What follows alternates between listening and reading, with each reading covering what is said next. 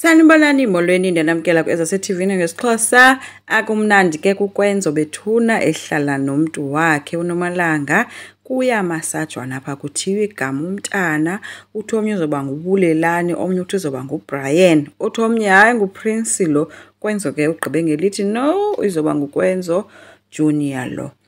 So kumnandi kuyiloo nto ke kwaNoma noKwenzo.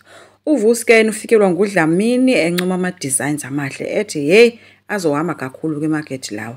uVusi ubuze ukuba uyamncoma na ngale ndlela. Unjengayo uthi ewe ndenza into enjalo. uVusi uthe ngokudelela ke uthi yazi mna into ebendilindele kuwe kukuba uze kum uthi nyanam usebenzile, umsebenzi wakho uyancomeka. Unjengayo uthi le nto endifuna ukuyenza nje leyo qha ngoku wena uyandeqela. Wabesesithi ke kodwa ikhona into endixakayo apha. Wasowuvela nee-designs ezintle kangaka. uVusi ubuzile uba ibaluleke kangakantoni ke leyo into. Kuye kwangena uGcina ke besathetha ke unjengaye wabuza uba imfihlo na le nto yale designer yakho. uVusi uthe akho sidingo sayo yonke le nto. Kude kwangenelela uGcina ke naye sithi akasiboni isidingo soba bekrwentsana ngoba okubalulekileyo umsebenzi uyaqhubeka.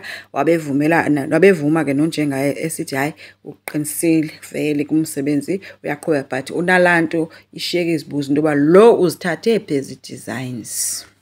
So uye wabashiya ke ushiyeke ke uGcina efuna ukwazi uba wayengamxelelanga nge-designs uVusi. uVusi uthe ke ucela angacaphuki kuyo yonke le nto azamxelela yona and uthi ke ii-designs uzithathe kuDeliwe. Wothuke leyo ke uGcina esithi hayi bo uwathathe phi uDeliwe. Wathi omnye hayi inoba ukhona phaa wathatha very obvious khona phaa wathathe khona. Wabesesitsho kuVusi into yoba hayi uwantshontshile kuSibongile. Hayi ke uGcina wadikwa ethi bendithi thina soyi-2 sizi-partners in crime nje. So ngoku so uyandifihlela izinto ethi uyandibetreya wena. uVusi uthi ke no bendisoyika kaloku ukukuxelela ethi khawucinge if bekuthiwa zaziwa nguKwenzo okanye zaziwa ngutata izinto uba ndizithathe phi. uGcina uye wathi ke okay ke wohlisa umsindo wathi no khuleka ke ngokwenza uNomalanga ndenze sure ndithe funeka enze sure uba ufocus emntwaneni ne-relationship yabo. Wabesithi eyomsebenzi into yona ukwenza u-out akhona ihoyile uhoye umntwana njengako wena Paul.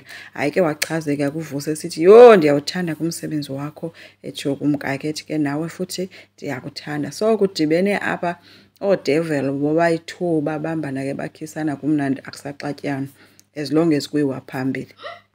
Okwenza ke endlini yabo bafikelwe nguSokhabasi ke kumnandi naye uyazihlekela nje uyayonwabela nale nto ayibonayo into kodwa ke uye wacela ukubuza ke kuKwenzo uba ngeke aphinda ayophula inhliziyo yomntanakhe. Wabhideka ke uKwenzo kancinci uthi kaloku ndiyabona uba ubhizi apha ungudokotela.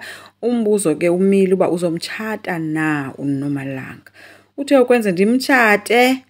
So beninawabuso nje ubona uba akayingeni le ithethwa apha into. So Khabase uthi hayi bo ufuna lo mntana akhule engenabazali ehlala kwenye indawo abanye abazali omnye umzali ehlala kwenye indawo emnye ehlala kwenye indawo.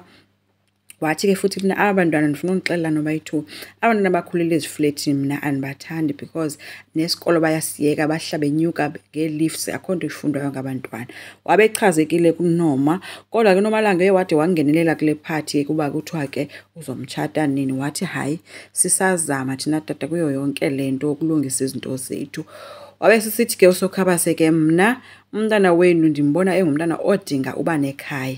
Wabesithi andani noba siyavalana kuloo party etsho kuKwenzo. Kwenzo wathi hayi ndiyaku-understand. Engachazekanga ke uNomalanga kule party uba kuthiwa umntana funeka ekhulele. uNomalanga uphinda libali bakamithanga. Kuloo mzuzu ke uKwenzo yena ubhoreke akayiva yonke le nto ithethwa apha sephumile nje kwitopic but then ke uzothini uhleli apha. So ngaske ngoku uNomalanga ade abhaqwe guys ke le nto icaca uba uKwenzo uzokwenza kanjani okanye ke ifaka bhaqwa kucaca into yoba ke uzoweba umntana ubuzawuthini nalo uNomalanga wakhona. Asazi ke enkosi ngicela siqhubeke subscribe silike singakhomenta futhi bye.